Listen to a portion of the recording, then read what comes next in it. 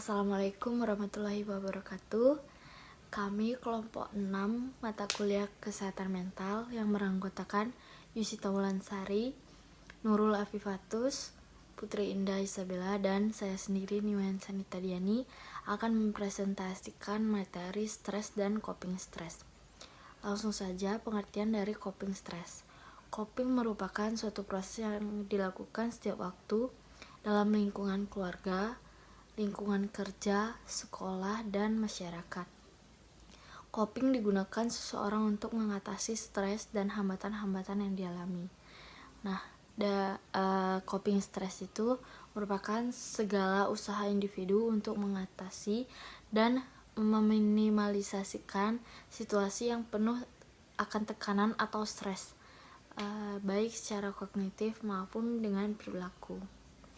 Di sini saya akan membahas tentang faktor-faktor yang mempengaruhi coping stress. Menurut Pergamen, faktor yang mempengaruhi coping stress yang pertama materi, seperti makanan atau uang. Yang kedua fisik, seperti vitalitas dan kesehatan. Yang ketiga psikologis, seperti kemampuan problem solving. Yang keempat sosial, seperti kemampuan interpersonal, dukungan sistem sosial. Dan yang kelima spiritual, seperti perasaan kedekatan dengan Tuhan. Sedangkan menurut Mutadin, faktor yang mempengaruhi coping stress yang pertama yaitu kesehatan fisik. Kesehatan merupakan hal yang penting karena selama dalam usaha mengatasi stres, individu dituntut untuk mengesahkan tenaga yang cukup besar. Yang kedua, keyakinan atau pandangan positif. Keyakinan menjadi sumber daya psikologis yang sangat penting, seperti keyakinan akan nasib yang mengerahkan individu pada penilaian ketidakberdayaan yang akan menurunkan kemampuan strategi coping tipe problem associated coping. Yang ketiga, keterampilan memecahkan masalah. Keterampilan ini meliputi kemampuan untuk mencari informasi, menganalisa situasi, mengidentifikasi masalah dengan tujuan untuk menghasilkan alternatif tindakan, kemudian mempertimbangkan alternatif tersebut sehubungan dengan hasil yang ingin dicapai. Yang keempat, keterampilan sosial.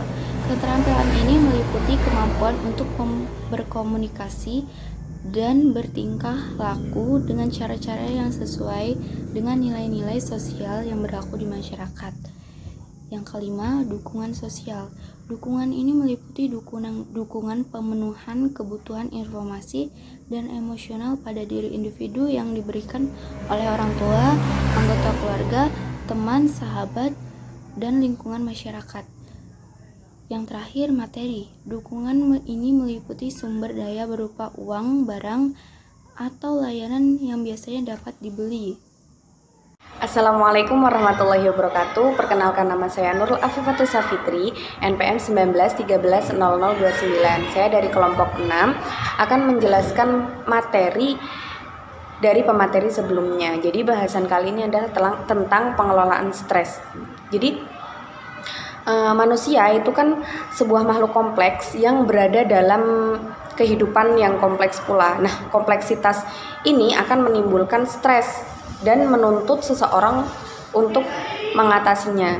Jadi di sini akan ada cara-cara untuk mengatasi atau mengelola stres. Jadi ada dua cara. Yang pertama, cara spontan atau tidak disadari, dan yang kedua itu direncanakan atau terarah gitu. Yang pertama, cara kompleks itu ada 4. Ada acting out, ada denial, ada displacement, dan ada rasionalisasi. Nah, jadi yang pertama tentang acting out. Acting out itu apa sih? Jadi di sini menampilkan tindakan yang justru tidak mengatasi masalah. Misalkan ketika kita mengalami stres, kita malah banting-banting barang, malah melakukan sesuatu yang sebenarnya tidak menangani stres tersebut. Kemudian yang kedua ada denial, yaitu menolak mengakui keadaan yang sebenarnya. Nah, untuk penolakan ini bisa bermakna positif, bisa pula bermakna negatif. Misalkan nih, saya ingin mengajarkan bahasa Inggris, tapi saya potensinya bukan di bahasa Inggris. Nah, bermakna positifnya ketika saya belajar itu saya bisa atau mampu mendalami bahasa Inggris. Tapi efek negatifnya ketika saya tidak mampu, saya malah akan kemampuan itu tidak meningkat dan pengembangan potensi yang lain akan terganggu. Seperti itu. Dan yang kedua itu displacement. Nah, di sini memindahkan atau melampiaskan perasaan emosi tertentu pada pihak objek lain yang benar-benar tidak ada hubungannya namun dianggap lebih aman. Misalkan seorang guru merasa malu karena ditegur oleh kepala sekolah di depan guru-guru lain. Terus melampiaskan perasaan kesalnya itu kepada murid-muridnya. Nah, yang keempat itu ada rasionalisasi. Rasionalisasi di sini membuat alasan-alasan yang logis atau perilaku buruk. Jadi seseorang di sini akan membuat alasan kenapa dia melakukan tindakan tersebut, tapi alasan-alasan tersebut logis. Misalkan seperti ini. Ada seorang kepala sekolah tidak menegur guru yang membolos selama 3 hari, dan dia mengatakan bahwa ia tidak masuk atau membolos itu karena mengikuti pelatihan di ibu kota atau provinsi gitu. Dan yang kedua, cara yang disadari atau terarah. Ini biasanya disebut dengan direct coping, yaitu seseorang secara sadar melakukan upaya untuk mengatasi stres tersebut. Yang pertama, meningkatkan toleransi terhadap stres dengan cara meningkatkan keterampilan atau kemampuan diri sendiri, baik secara fisik maupun psikis. Misalnya secara psikis, menyadarkan diri sendiri bahwa stres memang selalu ada dalam setiap aspek kehidupan dan dialami oleh setiap orang. Nah, walaupun dalam bentuk dan intensitas yang berbeda. Jadi di sini lebih kayak ke semua orang itu akan mengalami stres loh. Jadi kita stres tuh nggak sendirian gitu. Dan yang secara fisiknya kita lebih kayak ke mengonsumsi makanan, minuman bergizi, menonton acara-acara hiburan untuk mengalihkan stres tersebut. Dan yang kedua itu ada mengenal dan mengubah sumber stres. Jadi kita kenali stres yang terjadi pada diri kita, kemudian mengubah sumber stres itu dari mana, seperti itu. Nah, misalkan dengan cara bersifat asertif, yaitu berusaha mengetahui atau menganalisis dan mengubah sumber stres. Misalkan nih, bila ditegur pimpinan atau kayak kepala sekolah tadi, maka respon yang ditampilkan itu bukan marah, melainkan menganalisis mengapa kita ditegur. Jadi kita lebih kayak ke toleransi, saya mengalami kesalahan, dan lebih kayak kesadar diri gitu. Kemudian menarik diri atau menghindari dari sumber stres. Nah, tindakan ini biasanya dilakukan bila sumber stres tidak dapat diatasi dengan baik. Namun, cara ini sebaiknya tidak dipilih karena akan menghambat pengembangan diri. Misalkan kita sedang mengalami stres, kita malah menghindar dari masalah tersebut. Itu kurang baik. Justru ketika kita mengalami stres, itu ya kita hadapi. Mungkin kayak lebih ke akan naik kelas gitu. Kemudian yang terakhir itu ada kompromi.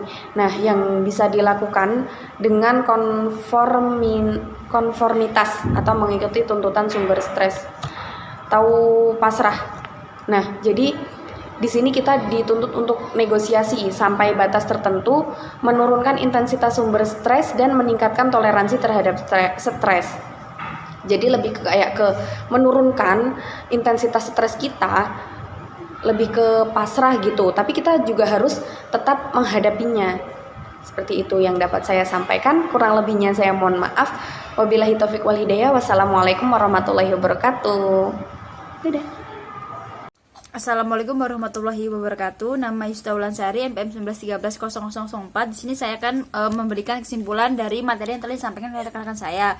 Kesimpulannya adalah jadi coping stress merupakan suatu bentuk upaya yang dilakukan individu untuk meminimalisir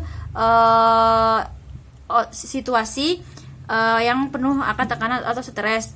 secara kognitif maupun perilaku. Kemudian dalam mengatasi hal ini ada beberapa cara pengelolaan cara, yaitu cara yang spontan dan tidak disadari, di mana pengolahan stres berpusat pada emosi yang dirasakan. Dan cara yang kedua yaitu dengan cara yang disadari, disebut dengan direct coping, yaitu seorang secara sadar melakukan upaya untuk mengatasi stres. Jadi pengolahan stres dapat dipusatkan pada masalah yang menimbulkan stres. Kemudian integrasi ayat terdapat dalam surat Al-Baqarah ayat 155 sampai 156, yang artinya, dan sungguh akan kami berikan cobaan kepadamu dengan sedikit ketakutan, kelaparan, kekurangan harta, jiwa, dan buah-buahan, dan berikanlah berita gembira kepada orang-orang yang sabar, yaitu orang-orang yang apabila ditimpa musibah mereka mengucapkan inna lillahi wa inna ilaihi rajiun. Sekian, wassalamualaikum warahmatullahi wabarakatuh.